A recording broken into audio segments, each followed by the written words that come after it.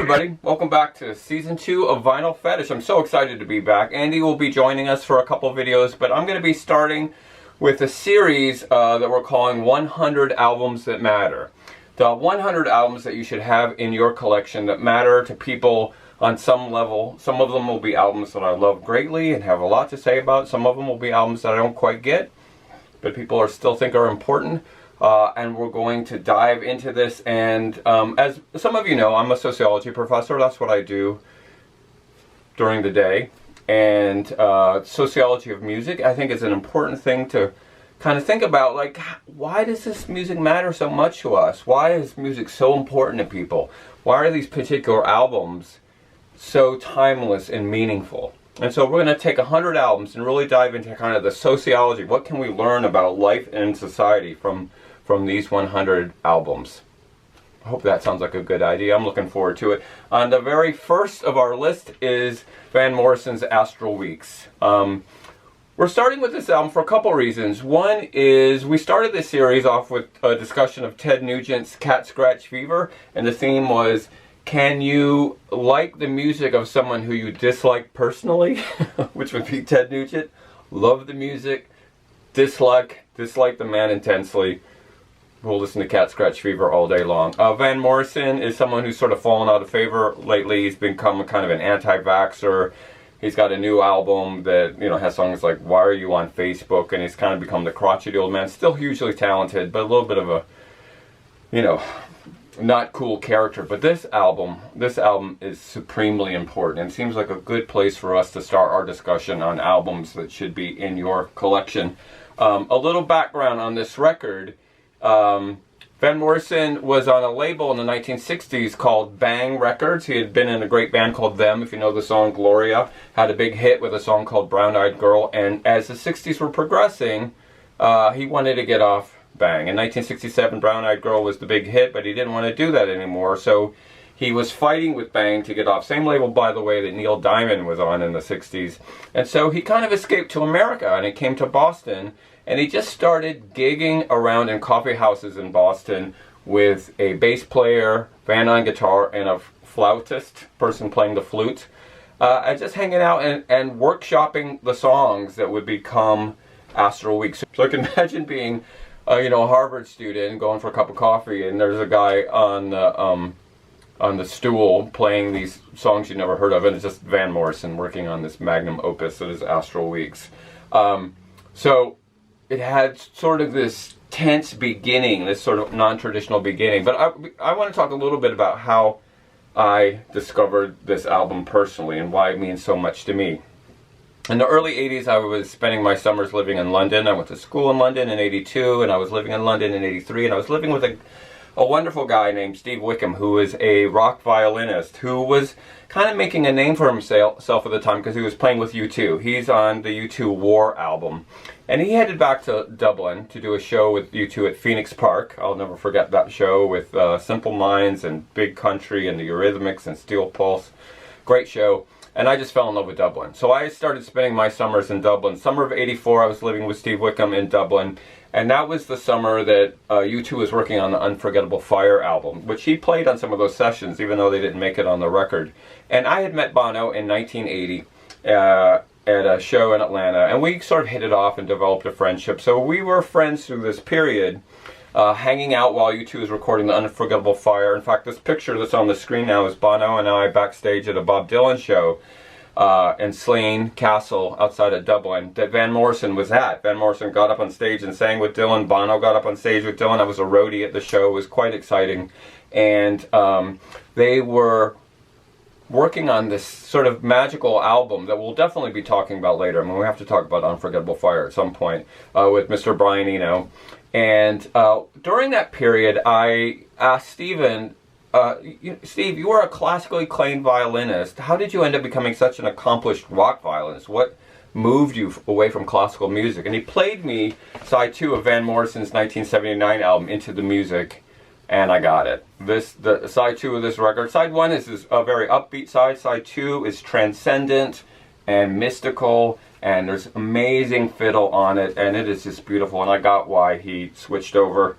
Also at the time I was hanging out with another singer who at the time was singing Happy Birthday in office buildings dressed as a French maid. Her name was Sinead O'Connor. Sinead and I were hanging out a little bit.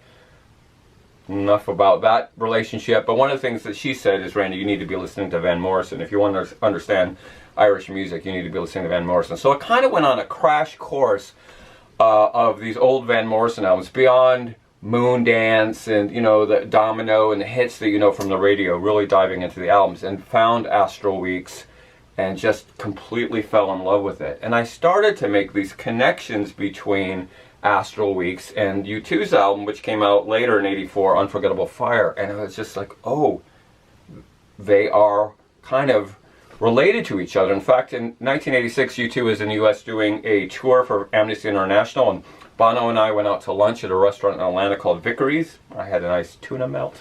I don't remember what he had. But we got into this discussion about music, and I said, Bono, I totally get where Unforgettable Fire gets its vibe from. There are parts, you know, that I hear on your album that are completely lifted from Astral Weeks, where you're saying, let it go, and Van Morrison is singing, there you go. I mean, they're almost sort of mere replications of each other, and all Bono did was go like this. Shh. Like I had discovered some great secret that probably everybody on the island of Ireland knew about. But then he started telling me about this idea of the Irish Muse, that the Irish Muse is this notion that goes back before U2, back before Van Morrison, back to James Joyce and Yeats and all the great Irish poets, of this stream of consciousness. The idea that there's a literal stream. There is the stream of flowing ideas, and all you have to do is step into it and let it take you away and let it go where it will go, and it will fill you full of ideas. And it was funny because we were talking about this, and I was quoting James Joyce, because I was reading, you know, being all crazy about everything Irish, I was reading, this is a very copy of James Joyce's Finnegan's Wake, and, you know, reciting lines, river run past even Adams, swerve of shore to bend of bay. And Bono was like, well, then you get it. If you can read James Joyce, you get the idea of the Irish Muse. But it just gave me this great appreciation for this album, that has meant so much to so many people. Now, when Astral Week came out in the fall of 1968 on Warner Brothers Records, it landed with a big thud. There was a lot of people that were waiting for another Brown Eyed Girl. They were waiting for another 3-minute pop song. Instead, they got this magnum opus of what a lot of people would say aren't even songs, or these meandering mysteries that are full of this flow of ideas. In fact, when Van Morrison recorded it, he got a bunch of jazz musicians, not rock musicians, and he taught them a groove. Here's how this song goes. And he would have them play the groove, and he would step into a vocal booth, not even looking at the musicians while they played, and he would just riff. And some of these songs go back to 67 and before, like Ballerina, but a lot of it was just made up on the spot. And what happened was magic, but when it came out as a record, a lot of people were confused. In fact, some reviewers compared it to Jose Feliciano. Like he was a poor man's Jose Feliciano. Only Robert Christgau at Rolling Stone kind of gave it a thumbs up, but it really didn't sell anything. But it started to catch on with the hippie crowd, the people who were expanding their consciousness and thinking outside the box, and has only grown in legend. And so I will, before we talk about the meaning of this record, I'm going to include a link to it below, so you can listen to it after we have this conversation. And this isn't really meant to be a review of Astral Weeks. There are plenty of those. I want to talk about what this album teaches us about God. What we can learn about the spiritual listening to this music. There is something transcendent about Astral Weeks. When we think about what is religion, religion is has been argued to be something that prevents you from having a spiritual experience. Durkheim defined religion as a set of rituals defined by how they connect us in the physical world, that he called the profane world, to the spiritual world, which he called the sacred world. That religion tries to connect us to the sacred. But often the image of God stands in the way of that religious experience. Is God a personal God? Is he a 65-year-old white man on a cloud? Is he an elemental God? Something that's created of the elements, like a Native American faith? and he's in the wind and a product of the ultimate mystery. The question is, what is that ultimate mystery? There's so much that we don't comprehend. Think about the things that we don't understand. We don't understand why we're here, if there's any reason at all. We don't understand what happens when we die. Nobody figures that out. Even when you're dead, you might not figure it out. What we were doing before we were born. What is the nature of reality? What was here before the Big Bang? What is infinity? These are things that we can't comprehend, that our little brains can't comprehend. So we invent these religions to help us make sense of this cosmic mystery. And the beauty of Astral Weeks is it does just that. It helps us make sense of the cosmic mystery. What is the difference between infinity, which is everlasting and linear, and eternity, which is beyond time, that explodes time? How can we have these experiences in our lives that are timeless and be able to use the language that we've been given to express what they are? We can't. This is what Van Morrison called the inarticulate speech of the heart. So this album reveals the cosmic mystery. If I ventured into the slipstream beneath the viaducts of your dream, let it go to be born again. This is a reoccurring theme in all faiths, to let go of the physical world and see the spiritual world that is behind it, that is the mask behind this image of God that prevents us from experiencing this great infinite and eternal reality. So in these songs you find things that look like love songs but are much bigger. They're about recognizing the sacred in the other. So Madame George, for example, maybe the centerpiece of this album. Madame George, is that a song about a drag queen? In the corner playing dominoes and drag, the one and only Madame George.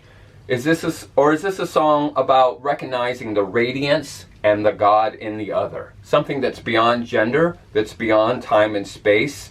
None other than Harry Styles said if he had one song to listen to over and over and over again for the rest of his life, it'd be Madame George by Van Morrison. There is something beyond the physical world that happens in this simple lyric of this transgender person, this love song for this transgender person. It is beyond. In the song Sweet Thing, he pleads with his mind to keep quiet so he can hear his heart. The mind is logical. The heart goes off in all directions. The heart is expansive. The mind contracts. The mind limits. The mind puts things in box. The heart knows no boundaries. Sweet Thing is another great ode to the experience of God, not the person of God, but the experience of God. I'll be satisfied not to read between the lines. Such a great line. And the album ends with a meditation on death, Slim Slow Slider. Is it about a girl who's a drug addict, or is it about our own mortality? And the sound at the end of the album is just that soul flipping away into the ether, escaping the atmosphere, escaping time and space, and going off into some other universe. It's just, every bit of it is magical. Every bit of it is transcendent. And that's the intention, is to move away from those 3-minute pop songs into these longer meditations on the nature of spirituality. Van Morrison, being from Belfast, Northern Ireland, a land that has been plagued by religious violence for hundreds of years, is both embracing those teachings and also kind of destroying them at the same time and saying, look past these greater realities.